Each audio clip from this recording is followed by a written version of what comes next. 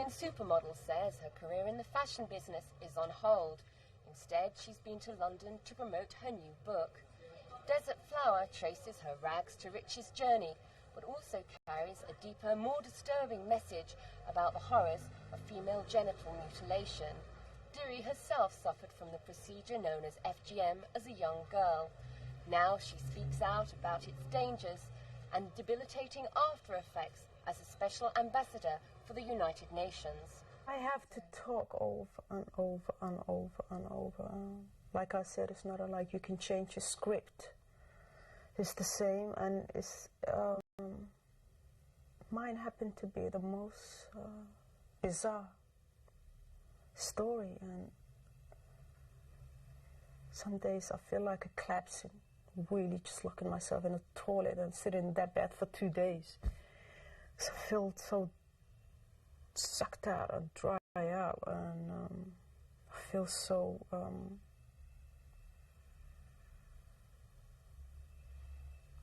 how do you call it, the word when I feel like, no, I feel so naked. The whole world feel like it's watching me naked, going back and forth in the street.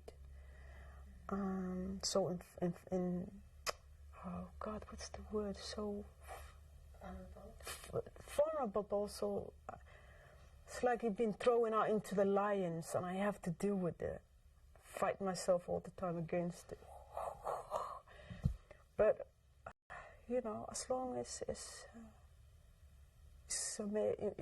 it's doing the job, I plan to make that aware of this problem we have in Africa.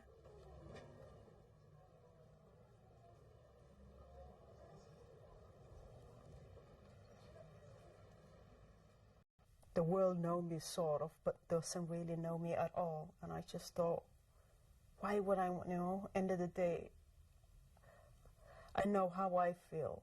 And I just thought about it. Imagine how many women in the world who've been through the same thing, had the same experience, and feel the same way I feel. I said, well, when is the time? When is the line? Who draws the line? Who's going to stop? Who's going to say something? Who will fight? Who stand up? Who can you hear? Who can I look up to? Who will hear me? Who will listen to me? And who will understand me what I'm saying? And I couldn't find any answer or anybody.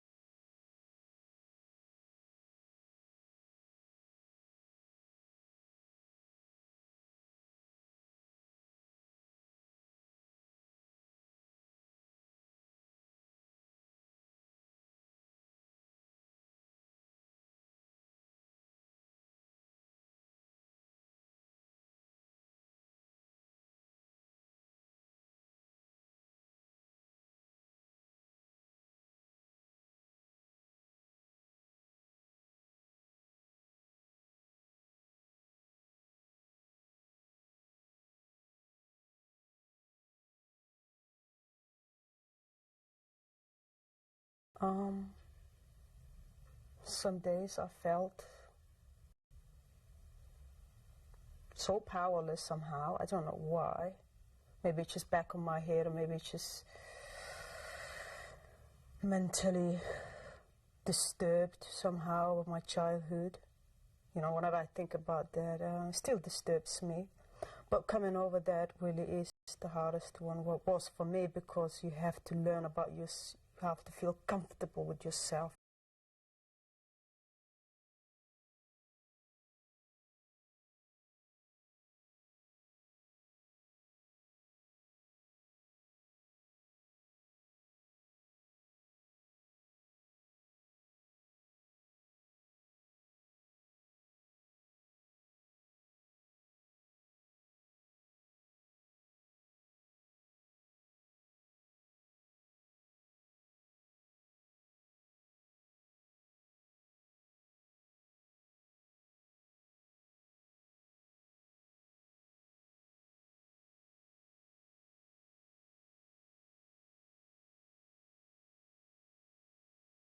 for me to sit here and to tell you a story from Africa, but you know, first of all, people have to realize Africa is the most beautiful place in the earth. I really, truly think that. I know that. And I wouldn't, just because we have a one little problem, and, well, we have many, but just like anywhere else. But when it comes to human rights, we have a one problem, and if we acknowledge that and realize and polish that, then we can deal with the rest.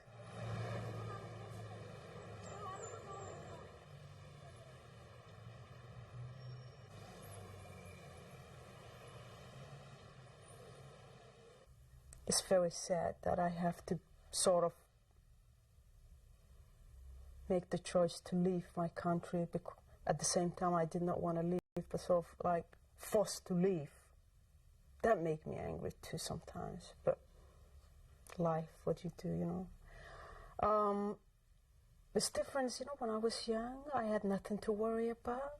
I had my family, I had my animals, I had my simple life, beautiful. But here, it seems like it's a chaos forever. I'm trying to sit down for a second, and somehow there's no time for that. And I can't get used to that. It's killing me. It's really hard. You know, it seems like you have to do this, do this, do this. There's never enough time to do anything. Everything is power, money, money, it's like sucking, sucking, sucking, never enough. Women rise up and say no more. To do in this world, we all have to do our part to help others. I'm just waiting for a phone call saying, guess what? It's over. It's done. It's vanished. It's no longer existed. I pray for that every night. And I feel I won't rest until I complete my mission, because I so deeply into that. I so deeply want to get it over this. Because no woman or human being deserves to be sliced off and being treated like, we don't even say, I can't even say animals, because I never treat my animals. I loved my animal. I cherish my animal.